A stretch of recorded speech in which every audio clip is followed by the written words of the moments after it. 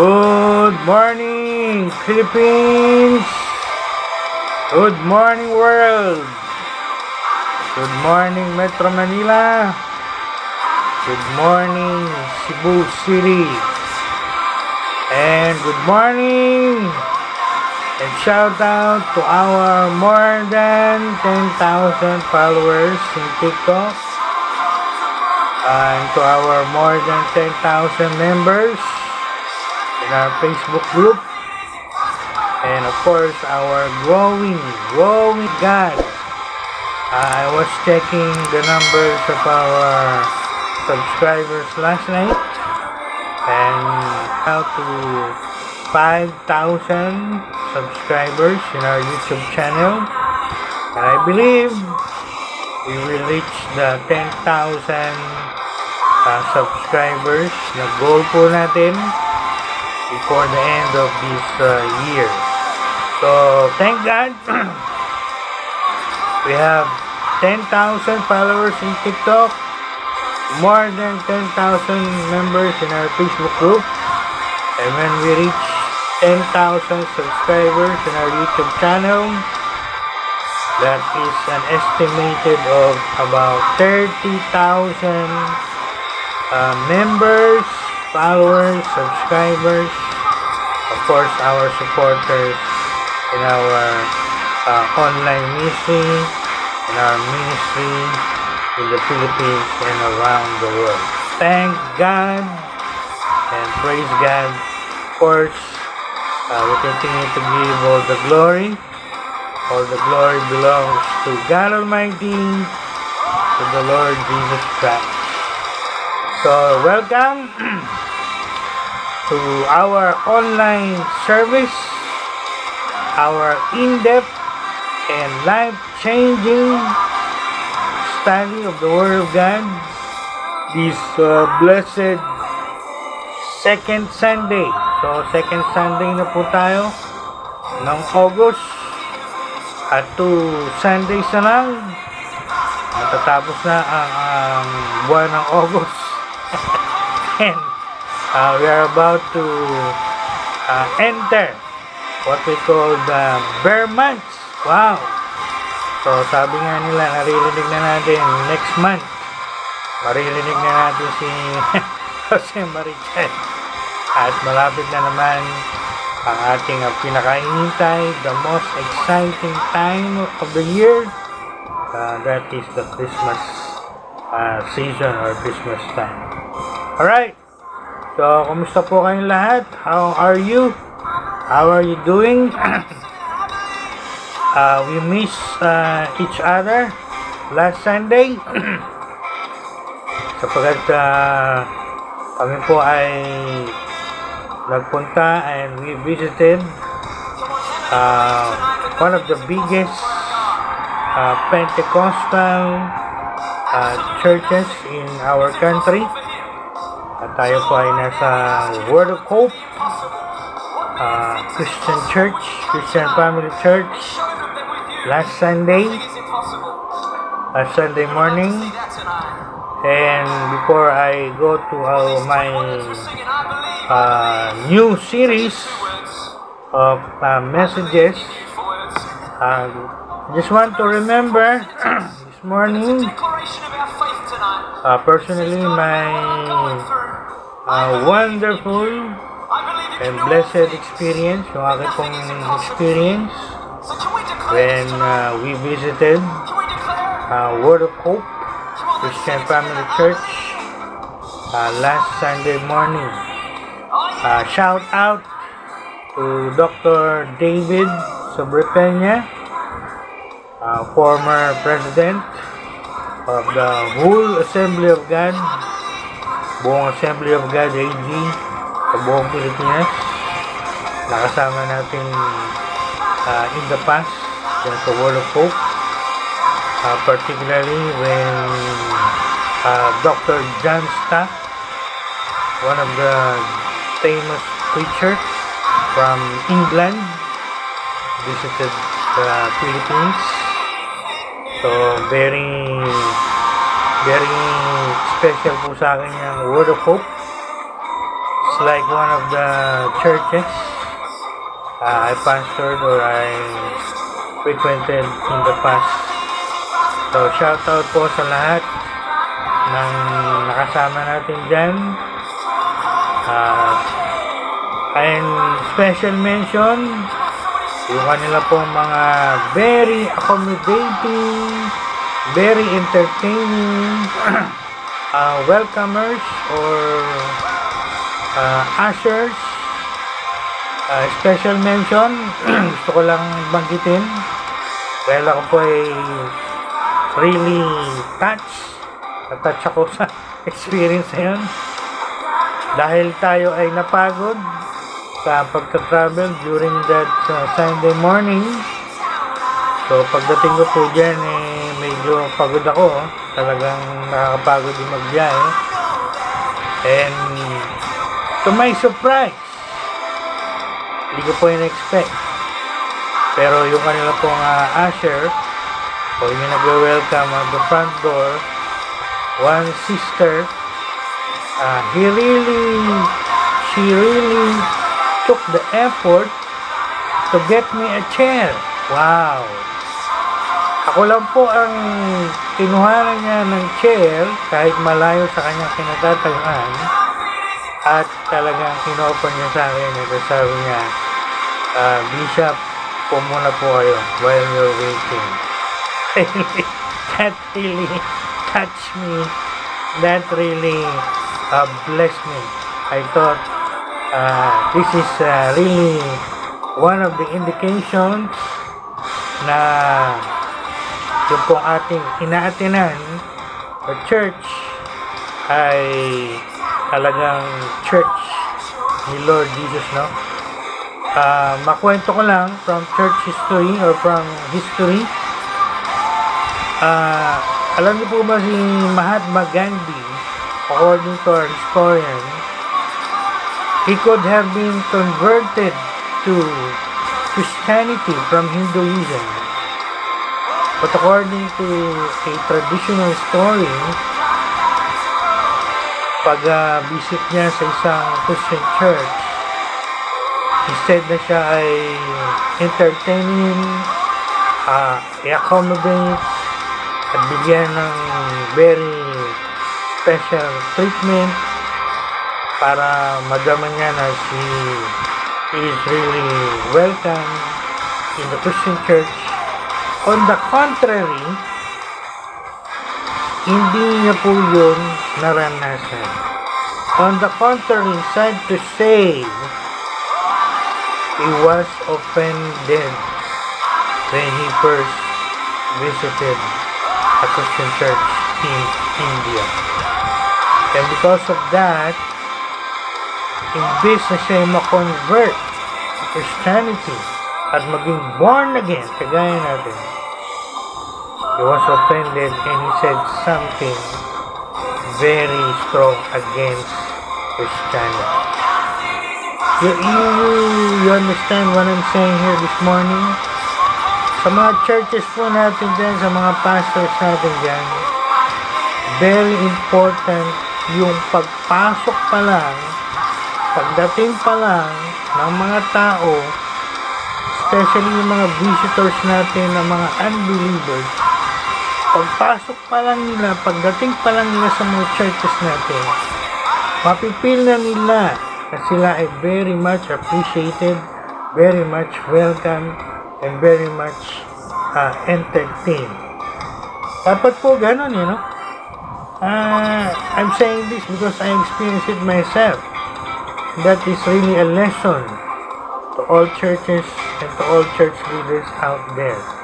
So make sure this Sunday morning, yung mga ushers, yung mga nag-welcome sa mga churches natin, very accommodating and very entertaining, because that will help people go inside our churches, right? So keep that in mind.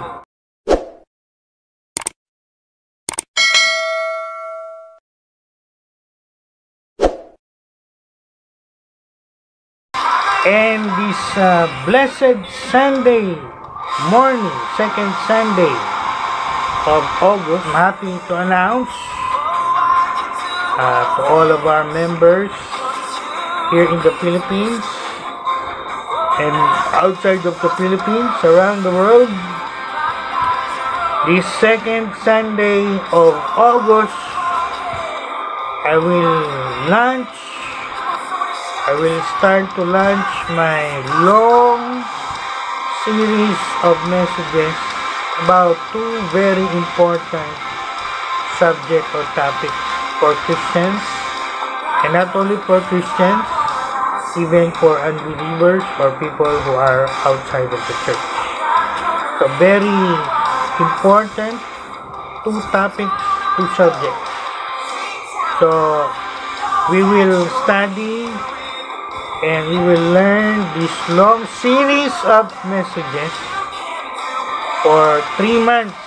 I'm planning to do it for 3 months, from August, September, October, because pagdating na November, December, of course, we will shift to topics or subjects relevant or in preparation for the Christmas story or celebration.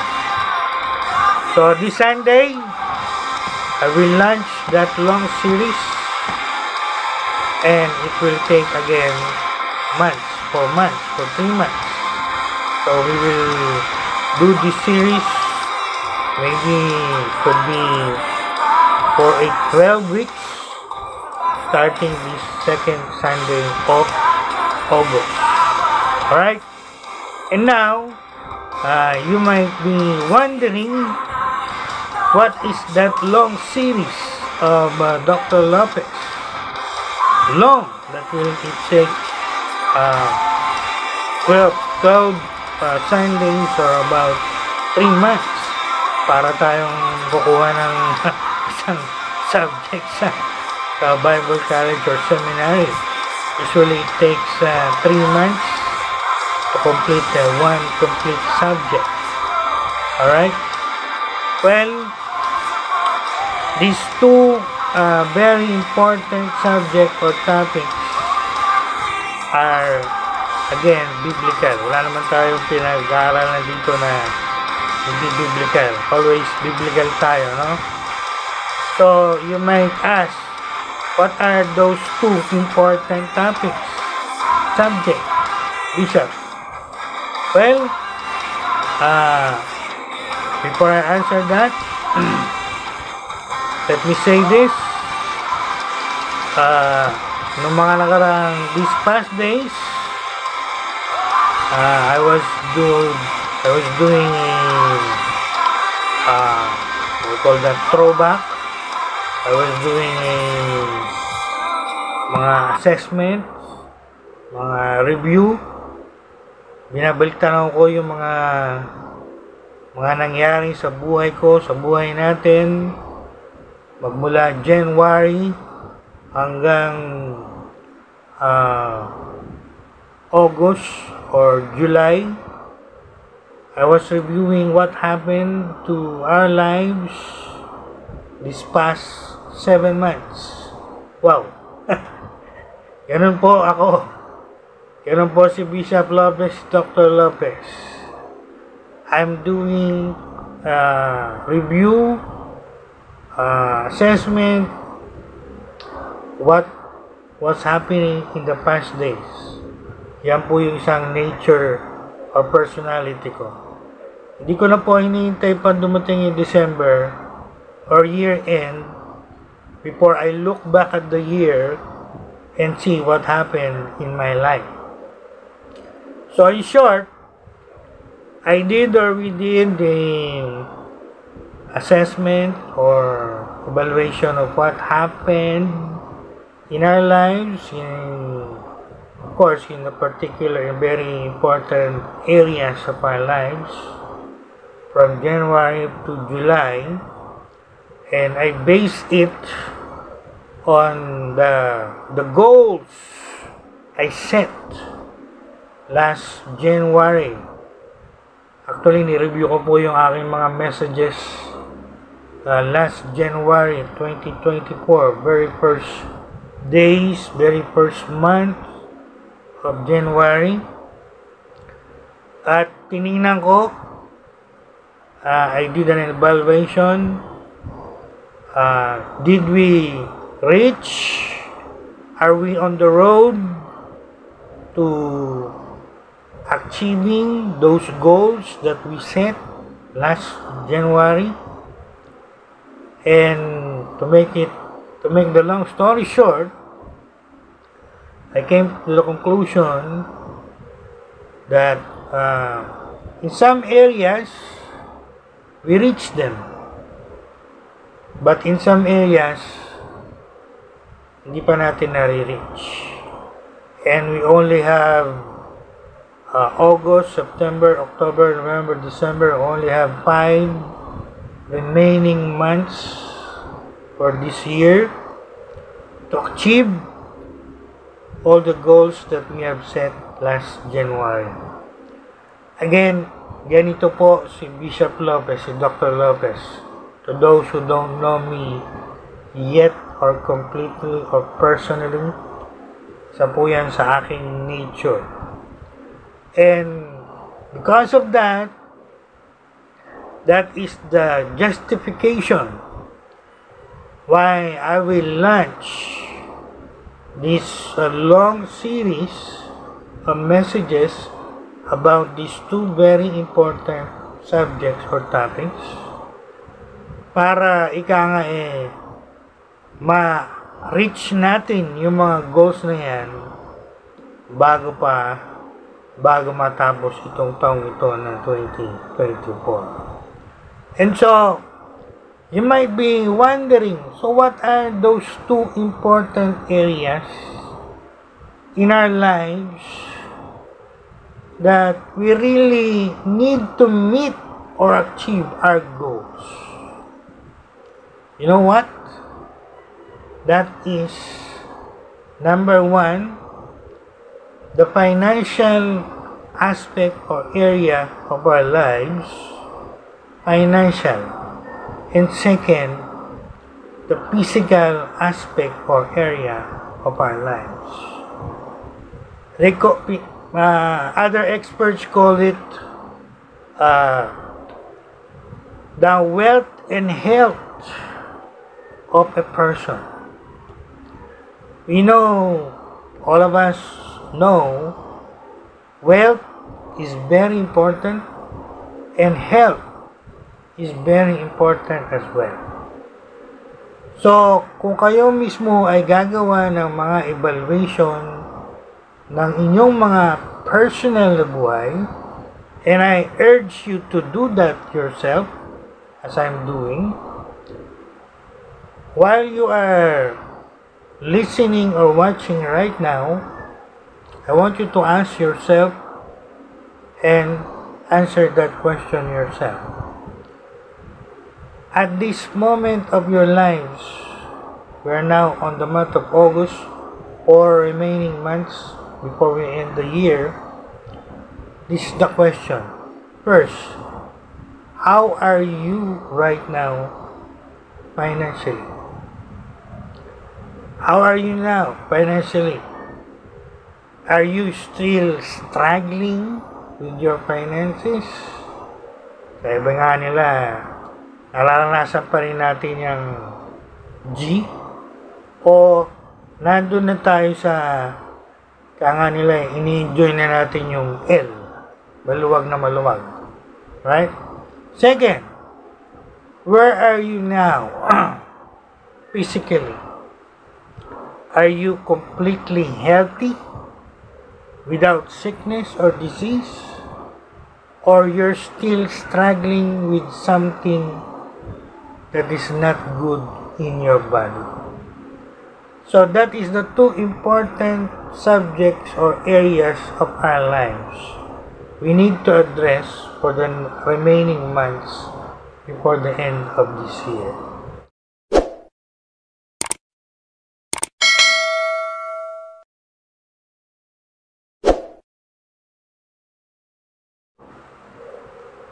Wealth is very important. Health is very important. Yung ating financial condition, very important yan. Yung ating physical condition, very important yan. And so that's what I'm going to address in this long series of messages we will be studying for months. And I have prepared series of messages to address these two very important subjects. What is the goal, Bishop? The goal is, and I believe we call that in making plans, making goals, yung acronym ay SMART, I believe that is attainable goal. Something we can achieve before the end of the year. So that pagdating natin ng December, last week of December, pag nagbalik na tayo sa year 2024, magsasabi natin sa sarili natin and before our God, thank you, Lord. By your grace and by your help, we have achieved our financial and physical goals this year 2024. That's where we're planning to carry over next year 2025. So, yan po ang ating tutumbukin.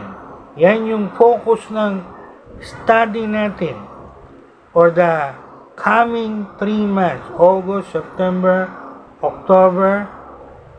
I will be doing series of messages pag Sundays about divine healing. Pag weekdays, could be Wednesday, we will be doing study from the Word of God about finances. What the Bible teaches about money and how we can really achieve financial security, o talagang masasabi natin, ika nga ng mga naririnig natin sa TV, L na L, maluwag na tayo financially. At sabi nga nila, tayo na yung nagpapautang at hindi tayo yung nangungutang. Alright? So, that is the overview. I just gave you the overview of what we're gonna walk through.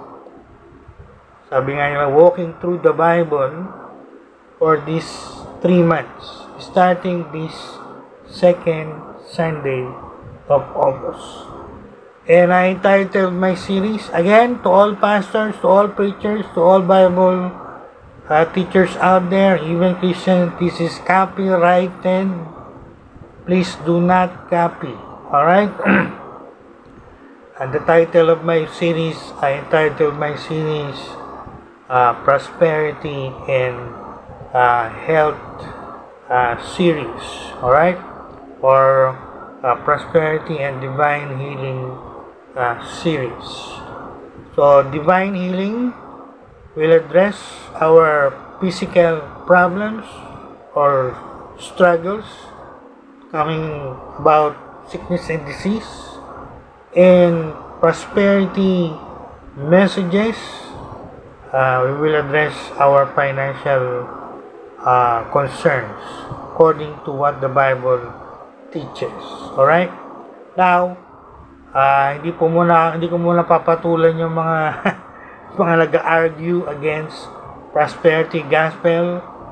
I will not mention that yet this morning, because the focus of our study this morning, we will start with divine healing. Divine healing. So for 3 long months, we will study all about divine healing. And I will share, I will teach lahat ng aking pinag-aralan. Yung pong, if you remember, I was telling in my videos, I was doing a in-depth study in all the four Gospels, studying the healing ministry of the Lord Jesus Christ. Kaya nga sabi ko nga na nakaraan, tapos na po ako sa Matthew, nasa Luke na ako. And God willing, kung ako'y buhay pa next year, I will be doing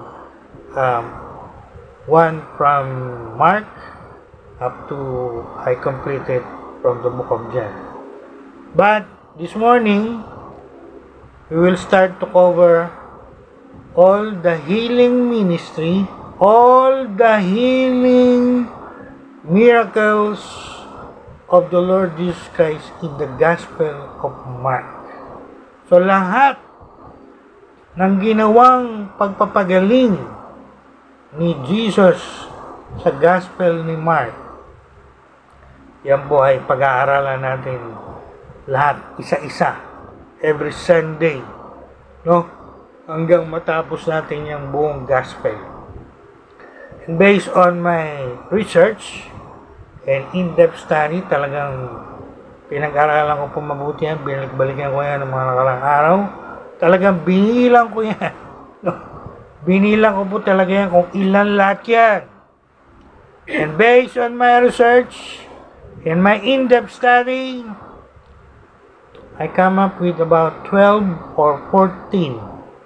I'm referring to healing miracles. And again, I'm referring to healing miracles. Miracles of healing that the Lord Jesus Christ performed in the Gospel of Mark. Hindi po yung lahat ng miracles. Kasi maraming, I want to categorize it, maraming klaseng miracles. Merong deliverance miracle, merong nature miracles, merong iba-iba pang klaseng miracles. Ang focus natin yung healing miracles, yung mga pinagaling niya. So, ibig sabihin, hindi po kasama dyan yung ibang mga miracles ni Lord. Alam natin, according to Bible scholars, there are about more than 37 miracles in the Gospel of Mark. Kasama na dyan yung Jesus walking on the water, calming the storm, feeding the 5,000, the 4,000, raising the dead, and delivering the demon-possessed from Gadara, etc., etc. Hindi po yun ang ating pag-aaralan, alright? Again, naka-focus tayo sa tinatawag nating healing miracles. It's all about healing. And what is the objective? Again, the objective is to bring us to that goal when we can really say before the end of this year we are 100% healthy. Why? Because the Lord Jesus Christ healed us of any sickness, of any disease we might be struggling with, right? And I'm also happy to announce, since Dr. Lapis is currently studying from Harvard Divinity School from the United States of America, isa pong benefit ng aking course, FYI, believe it or not, ako po ay regularly receiving materials, updates. You know what? From what? From Harvard Medical School. What? Harvard Medical School. Did you hear that? I'm receiving regularly materials, updates, info, and other important things about health from Harvard Medical School. I'm quoting from Harvard Medical School or Health Publishing. So, that I received from the Lord when I started studying from Harvard Divinity School. I'm pulling up my email so I can share this to you. So again, we will study not only from the Bible but also from our medical experts from Harvard. Naku po. Sabi nila siguro, hindi natin pwedeng i-refute tong si Bishop Lopez o Dr. Lopez. Because I will quote from my sources from Harvard. If you want to challenge me, you do it. Alright. So, I just pulled up the latest updates na pinadala po sa akin ng Harvard. At ito I cannot share my screen. But here in my screen, if you can only see my screen, I can read here from Harvard Health Publishing, Harvard Medical School. So, ang kanilang latest na update na pinadala sa akin ay age and muscle loss. So, everyday po yan nagpapadala sa akin. Actually, marami po silang ay padala na hindi ko pa masyadong nababasa. Pero, I thank God because for me, that is supplemental. Sa lahat po na nag-aaral, you know what is supplemental is. In my MDiv, when I was studying Philippine Church History, pero kaming textbook, and thank God, nagkaroon din kami ng supplemental. So we have a big textbook, and we have a small book to supplement our knowledge about Philippine Church History. And so, ganun din po dito. So, again, this is a double blessing from God, from Harvard, for which I am really thankful, because this will really equip Dr. Lopez in my ministry. Right? Especially as we address this health issue or divine healing, we're gonna study 4 months. Okay? Now, sinay ko lang po yan. It's not to brag.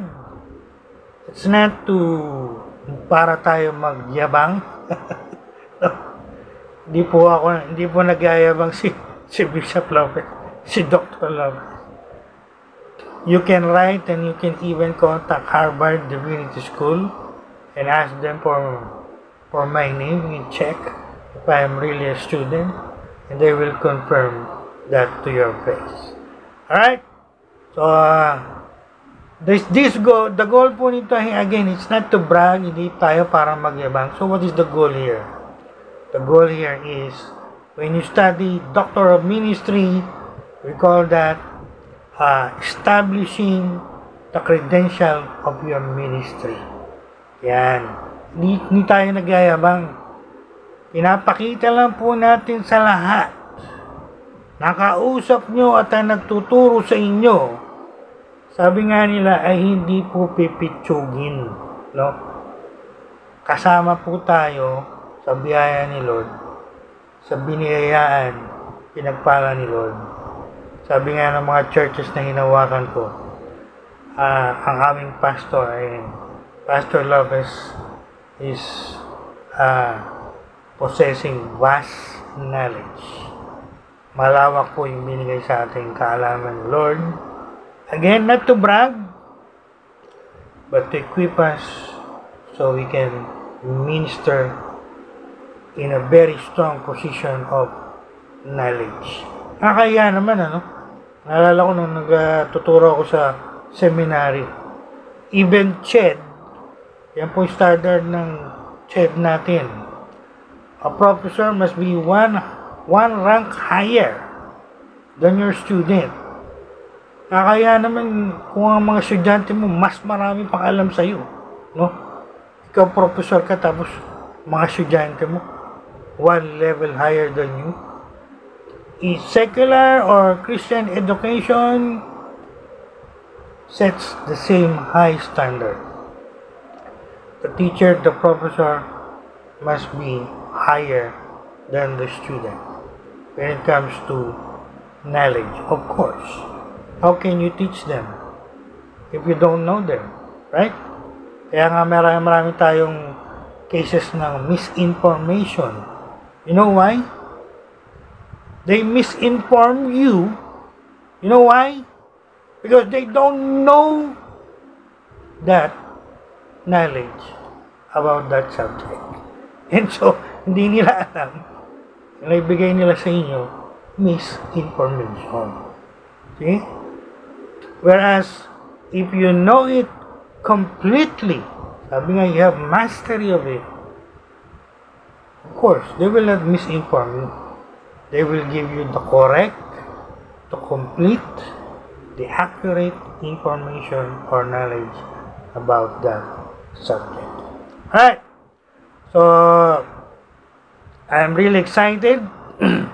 I'm really thrilled to start this series.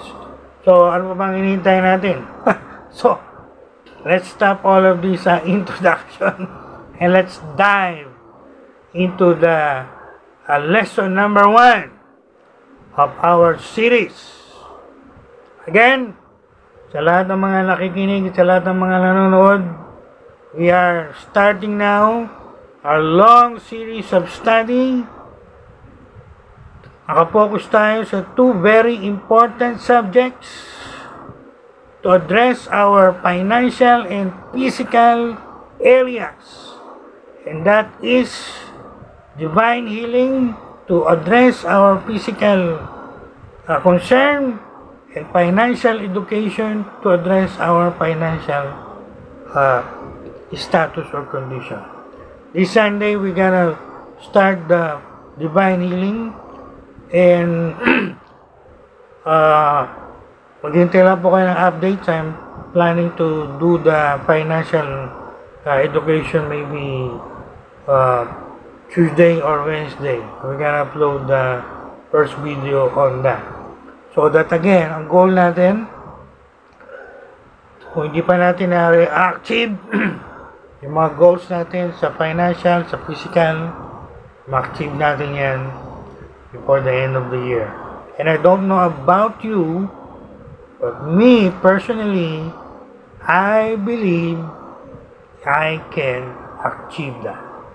Right? I believe I can achieve that. I say it again, I believe I can achieve those goals. Yan ang dapat nating faith. Alright? So, if you're ready, we'll go now to do the subject matter. Again, we will cover the 12 to 14 healing miracles of Jesus Christ in the Gospel of Mark.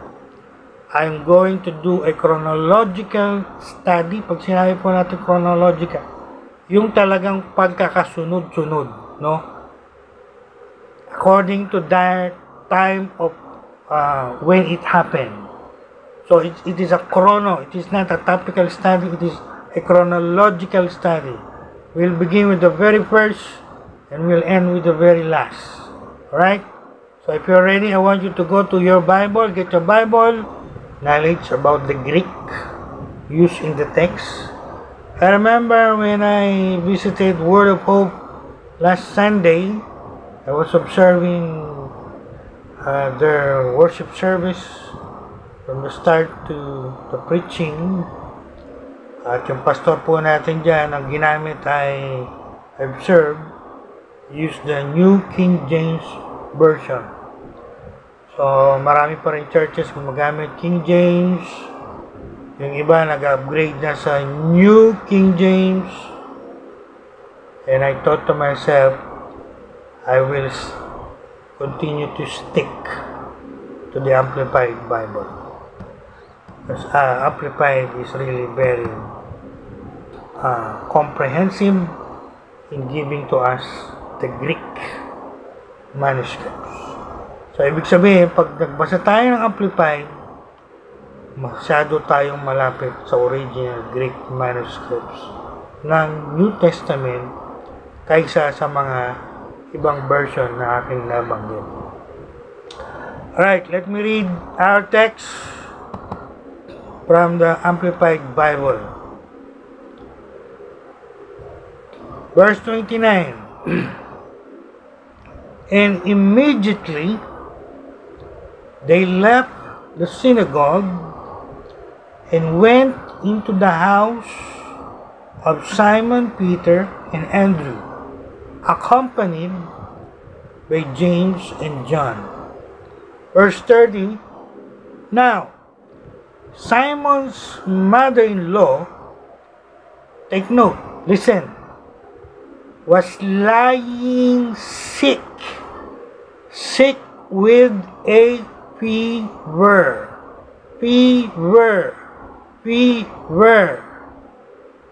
Now, you have the first mention of what kind of physical struggle she was experiencing during this time. And, let's continue. And immediately,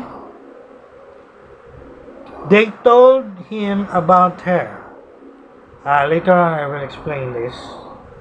And last verse, 31, Jesus went to her, and taking her by the hand, raised her up, and again, take note. Ganito po kasi ako magturo. This is how Bishop Lopez, Dr. Lopez teach. Take note. And the fever left her. I want you to memorize those words. Put that deep in your spirit, in your mind, in your long-term memory. And the fever left her. And not only that, if we continue reading until the end, we can read, and she began to serve them as her guests. That's what the Amplified says. Alright? God bless the reading of His mighty, powerful words. Sabi nga sa Word of Hope, God already blessed the reading of His mighty words. And I say Amen. Alright. So, very clear po yan sa English. Tatagalogin po natin. Ngayon pong buwan ng August ay pinagdiriwang sa ating minamahal na bansa yung ating pong buwan ng wika. Kaya maraming beses akong magtatagalog sa video ito, although we're trying to make it for international use, where English is only is the medium. But because of what I just mentioned, tatagalogin po natin. Alright? So, tagalogin natin. Sabi po rito, immediately, agad-agad, lumabas sila ng sinagoga at pumunta sila sa bahay ni Simon Pedro. Si Pedro po yan, Apostol Pedro. Accompanied, kasama si Andrew, na kapatid ni Pedro, at kasama ni Santiago at ni Juan, yung magkapatid. Now, sabi rito sa verse 30, tagalogin natin, yung pong biyenan, take note ha, nakikinig ha, biyenan, mother-in-law, yung biyenan ni Apostol Pedro ay nakaratay daw. Habang nakikinig kayo, imagine niyo po yan, no? Sometimes I use my imagination when reading, studying the Word of God. It helps us visualize and it helps us experience, para bang nandun tayo sa story. So, siya po yung nakaratay, lying. Nakaratay, bakit siya nakaratay? And based sa Greek rendering, I studied the Greek rendering of words. It is indicative na siya po ay nasa ganong sitwasyon for a day or 2 or 3 days. Ibig sabihin, nasa ganun siyang kalalagayan ilang araw bago pa to mangyari. In short, malamang sa malamang, ilang araw siyang nakahiga. Bakit? Sabi rito, merong siyang lagnat. Fever. Now, ang fever po noon in ancient times and ang fever ngayon in postmodern times, meron po bang difference? Mamaya, I will give the Harvard Publishing Department info about fever. So again, this is not only a Bible teaching, this is also a medical science teaching. And I'm sure you cannot refute it. Pagka ni-refute niyo yan, you're refuting medical experts. Take note from Harvard. Mag-isip kayo. Kulang na lang sabihin sa inyo, sino po ang mas maalam? Sino ang mas expert? Kayo o yung mga medical experts from Harvard, USA? Kayo po sumagot. Now, going back to my question, yung fever pa ba noon, fever in ancient times, and fever in postmodern times, may difference po ba yun? O wala? Sa atin, ang pagkakarinig ko, ang fever, pero kang fever, classify, may fever ka, pag mataas ang temperature mo, no? Above normal. At pagka umabot ka ng 40, 41, 42, that's considered very high fever. Napakataas na niyan, no? At talagang, kung hawakan mo yung katawan ng may lagnat na yan, mainit yan, no? At matindi yung lagnat niyan. Well, based on the Greek here, again, it's an indicative na mataas po yung temperature, body temperature, nung biyanan ni Pedro. So, yan po yung sitwasyon. Palagay ko naman, naintindihan niya, no? Madali lang po intindihan niya. Sa sampleng salita, imagine niyo po, yung biyanan niya, nakaratay, siguro isang araw, 2 araw na, o 3 araw na, nakaratay sa kanyang dinaramdam na mataas na temperatura o lagnat. Alam naman po natin yan eh. Ako, kagagaling ko lang sa ganyang sitwasyon. Tinestify ko po yung aking naranasan dyan, no? Mawawala, babalik, mawawala, babalik. It's very alarming, right? So I can identify with this. It's not easy, no? It's really alarming where it's very, what kind of sickness can give you fear, can give you alarm or concern. So pareho lang po yun. Whether it was in ancient time, 1st century, or 21st century, 2,000 years later.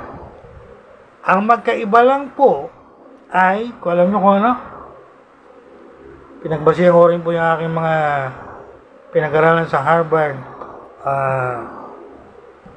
Health Publishing. The difference is yung status ng medical science. Nung panahon po nila, of course, hindi pa advanced yung medical science per century. Although may mga physician na, gaya ni Dr. Luke. Pero, of course, alam natin, in our postmodern time, very advanced ang ating medical science ngayon. Alright? So, yun lang po ang I think na difference. Now, going back, let's finish it and I will explain it and then we go to application. So, nung pumasok sila sa bahay, sabi dito, sa binasa natin, they told him about her. Ibig sabihin, si Pedro, si Andrew, magkapatid, siyempre, si Pedro to. Pinaalam ni Pedro kay Lord Jesus. He could have said, Lord, yung aking biyanan ay may sakit.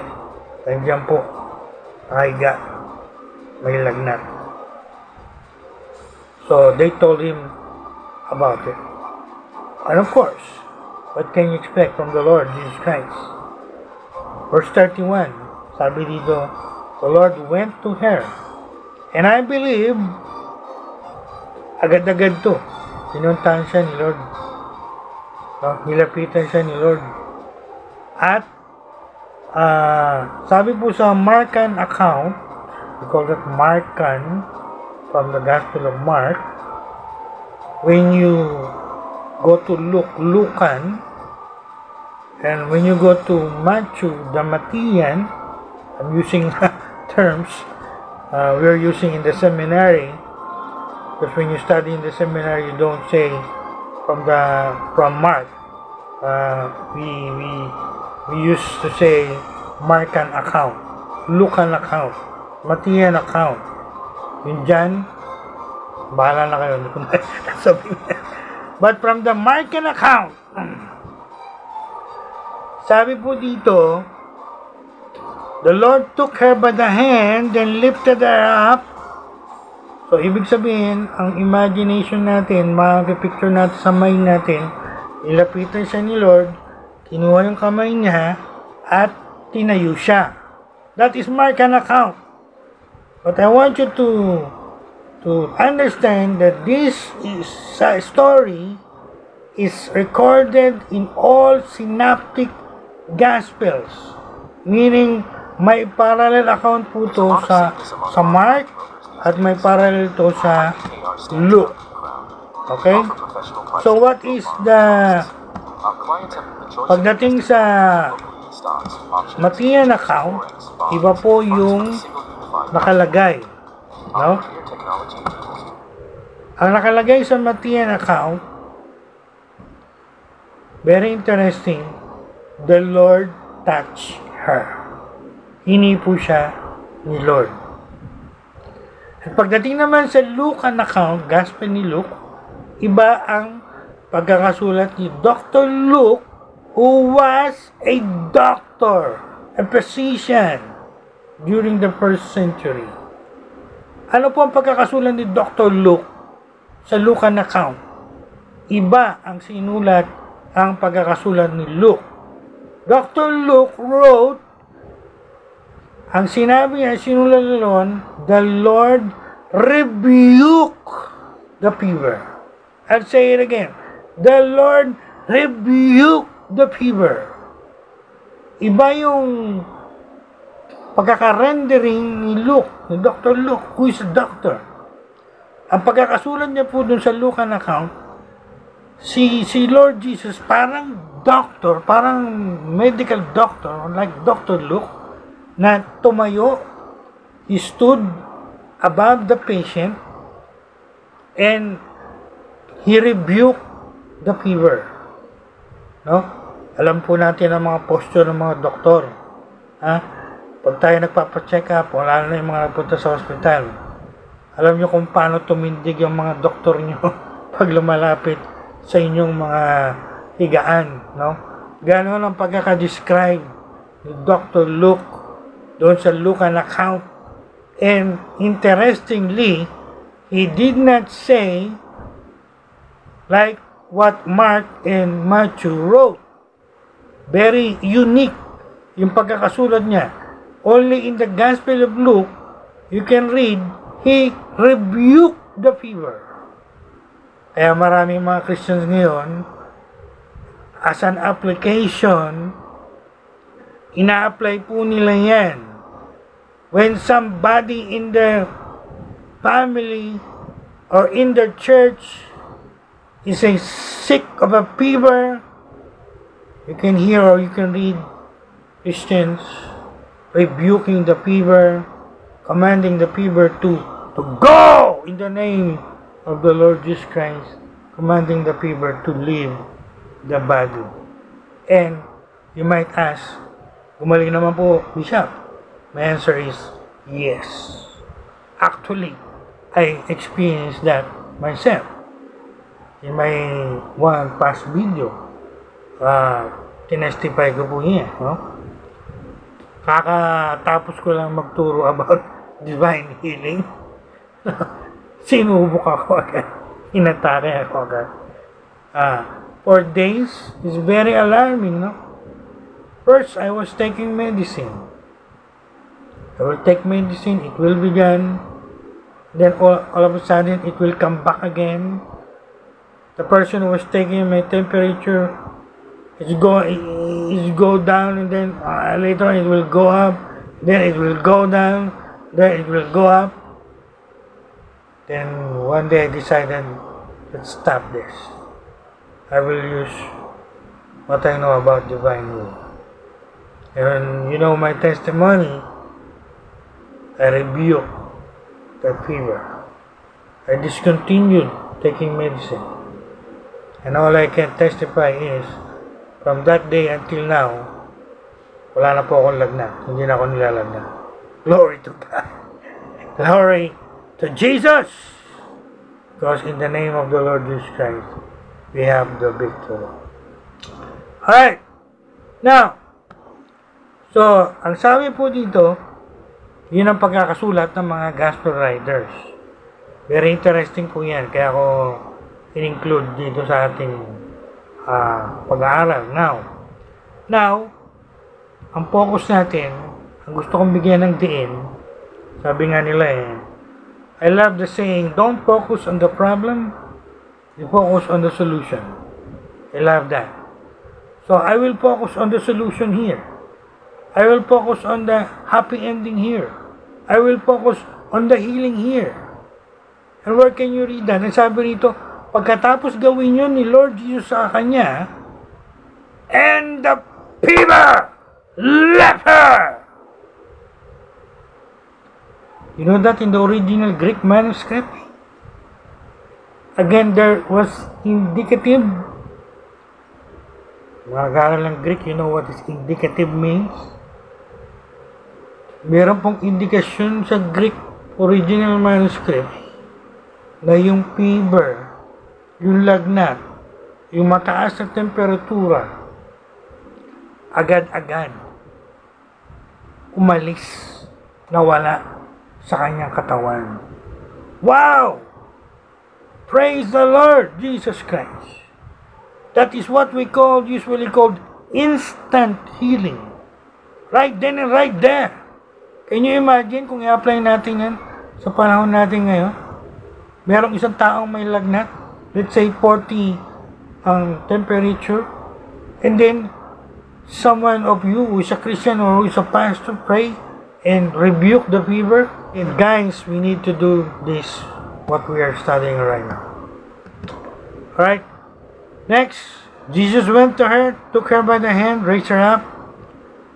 I would like to say this is the method, the methodology that the Lord used.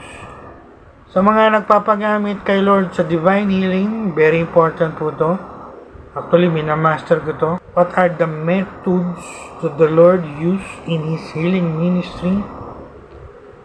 So, dito, based sa Markan, Matian, Luca na account, dalawa yung method na ginamit dito ni Lord. What were the two? First, He touched. Second, He rebuked the fever. So mamaya, after I ended, I will pray for the sick. I will start praying for the sick. If you believe it, I will pray for you. And I will use the same method that the Lord used. We're gonna rebuke the fever. We're gonna lay hands on that part of our body where we have struggles physically.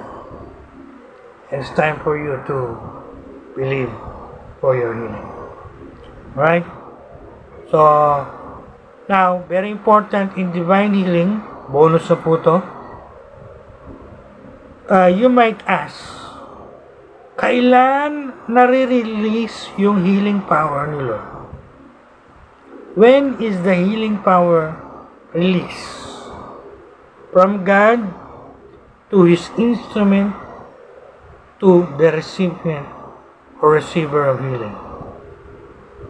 You know when?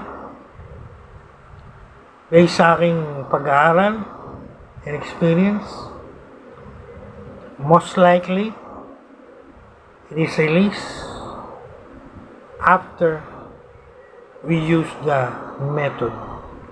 For example, when you speak the word, for example, you rebuke the fever, when you say, in the name of Jesus Christ of Nazareth, I rebuke that fever, I command it to leave the body now, in the name of Jesus Christ of Nazareth. I believe after that, God's healing power is released. So, it's up to the sick to receive that healing power into his or her body. At pagka ni-receive niya po yung healing power niyan, it will drive out the sickness so that fever will be gone. Sabi nga sa text, fever left her or left her body. Pagdating po natin sa Lucan account, doon natin makikita yung mga preferences sa healing power, dunamis. I studied it in Mark. Wala akong masyado nakita sa Mark an account. Marami po sa Luke. So, we will see there when we come to the book of Luke. Right? Then, before we end, again, the solution to the problem. The fever left her. Wow! I love and I want to meditate on these words. Imagine mo habang kayo nakikinig ngayon. Imagine niyo po ngayon. Think now. What is your problem physically? What is the sickness? Do you have a diabetes? Do you have a high blood? Do you have arthritis? Do you have a cancer? Do you have a cold, cough, flu, fever? Name it. You know it. Ano man po ang inyong nararanasang ganyan. Imagine niyo po ito ngayon. I-apply natin ito ngayon. I think the Holy Spirit is telling me this. The fever left her. Imagine niyo, palitan niyo yung word na fever. Example, diabetes. And diabetes left her. Leave her body. Imeditate niyo that sickness, that disease is leaving you, leaving your body. Or your arthritis is leaving your body, going out of your body. Or you have a cancer. You believe it leave your body. Now one day when you go to your chemotherapy or checkup, your doctor will say to you, no more traces of cancer or cancer cells. Wow! Isn't it that great? That is great! That is really amazing! And it all depends on your faith. Kung kayo po ay nakikinig lang ngayon at nanonood lang kayo ngayon, pero wala kayong ginagawa sa sarili nyo, hindi nyo ina-apply ito sa sarili nyo, all I can say is, problema nyo na po. Pagkukulang nyo na po yan. Fault nyo na po yan. Hindi tayo nag-aaral ng ganito para pakinggan lang natin ngayon at after this, kalilimutan natin as if hindi natin napakinggan. All I can say to that is, shame on you. You're wasting your precious time. When we study the Word of God, we take it seriously. Hindi yan something you will hear, it's something you will forget later on.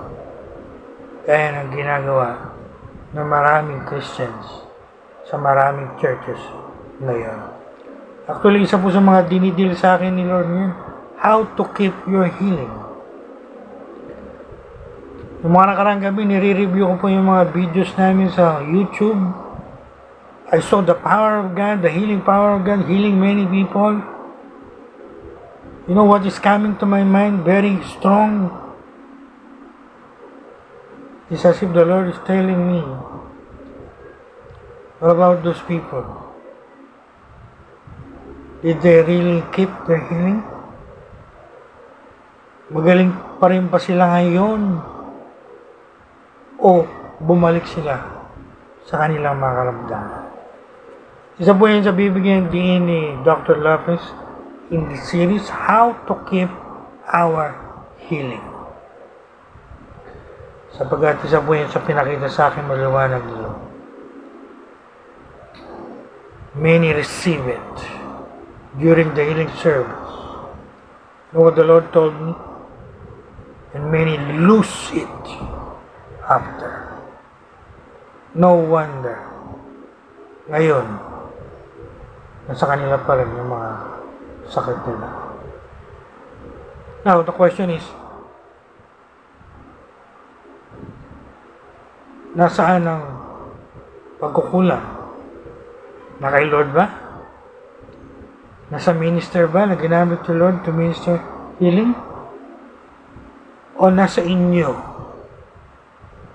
Nasa tao na gumaling sa healing service or afternoon lose it.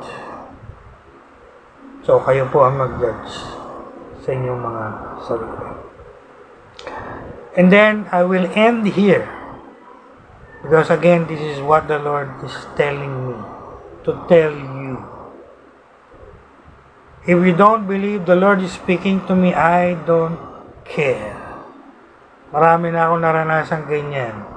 Sinabihan ko na, the Lord showed to me, the Lord impressed on me, the Lord dealt that with me, and yet they are not listening to me, even accusing me of not good things.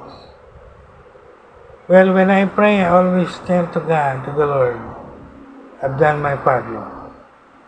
If they don't listen, labas na ako sa kanilang mga buhay. Pag napahamak sila, labas na ako doon. Ganon din po yan sa divine healing. So what I'm telling to you right now, kung i-quote ko si Apostle Paul, sabi nga ni Apostle Paul sa kanyang letter, what I wrote to you comes from the Lord because He inspired me to write that to you. Although I'm the one writing, but the source of the content is not from me. Yun po ibig sabihin lang, inspiration, technically, no? In the Bible. Right.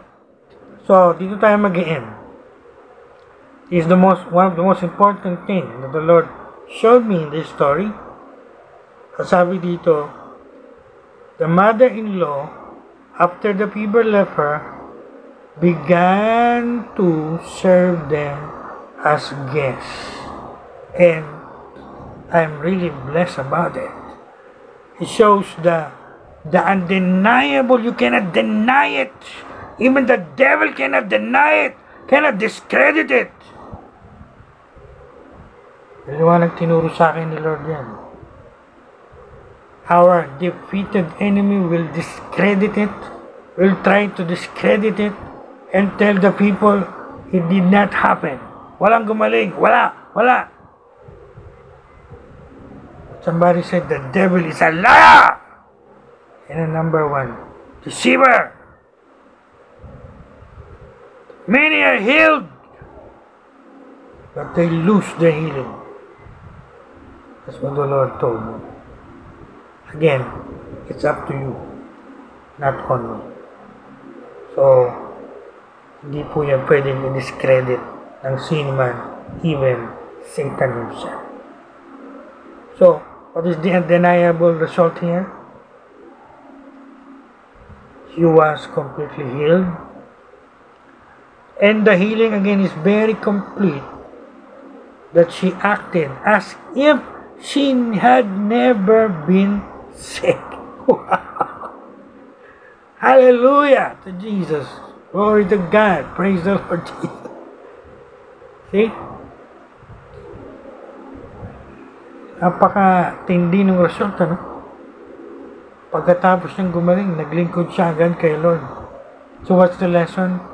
To make it short, the lesson here is, ang pinakita sa akin ni Lord to tell you is, to those of you who are sick and will be healed, sa inyong mga may sakit at gagaling kayo ni Lord, o yung mga may sakit at gumaling na, healthy na ngayon. Wow, praise God, 100% healthy. So what you gonna do? What you gonna do? You're gonna serve the Lord.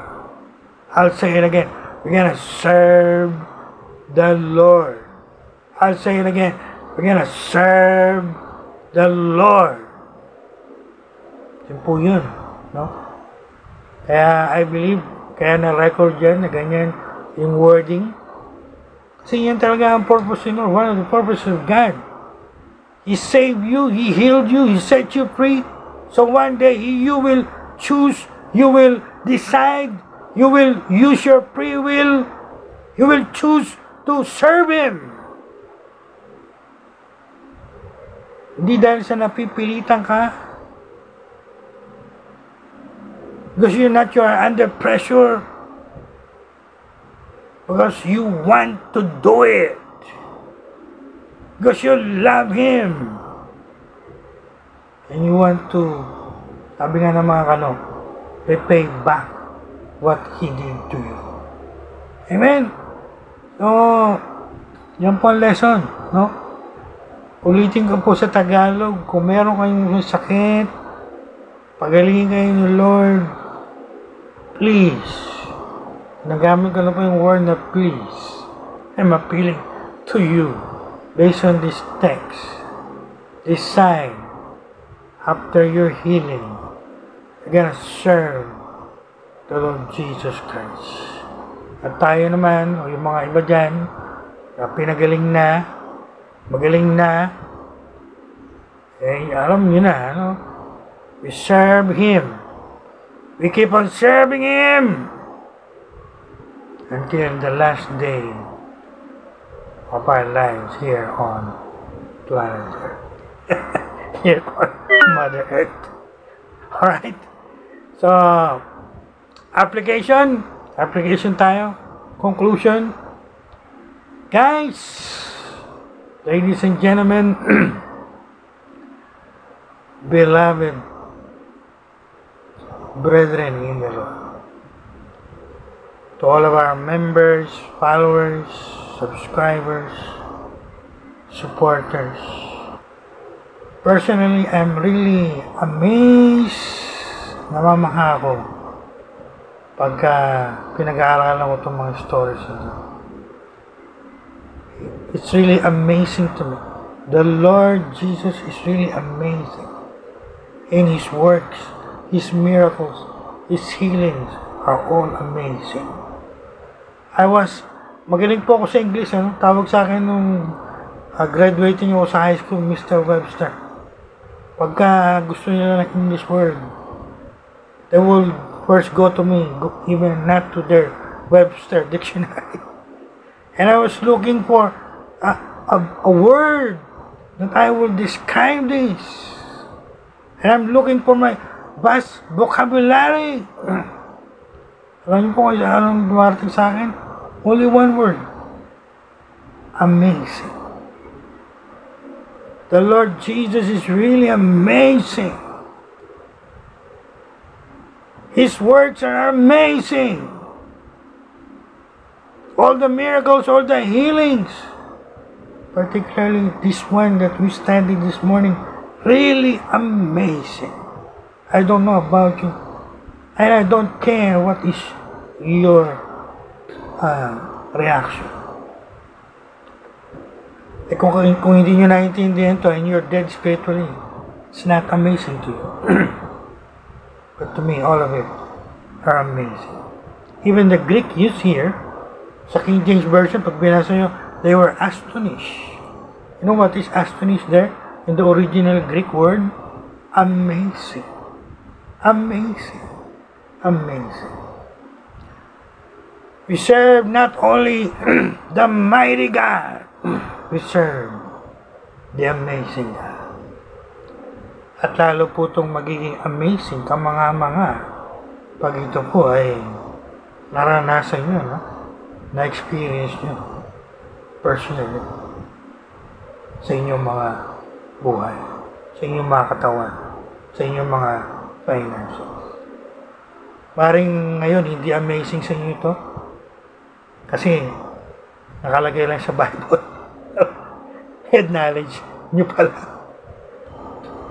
But when it becomes you know it experientially, you know it from your own experience, and you experience it yourself, masasabi nyo, masisigaw kayo, oh my God, what amazing God that we serve, and His miracles are really amazing.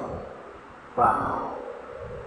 Kaya po isa sa mga paborito ni Bishop Lopez sa mga churches dyan, baka one day ma-invite nyo ako, alam nyo na po to, dapat alam nyo to.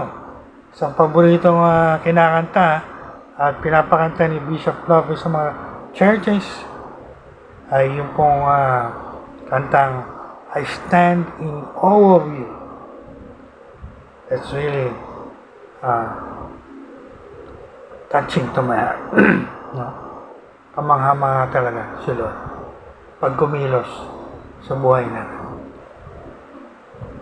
I want you to understand this morning, kung hindi nyo po naiintindihan ito, start understanding it now. No?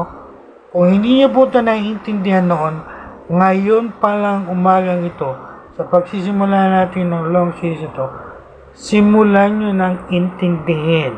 What? You understand His healing power. His healing power. Alright?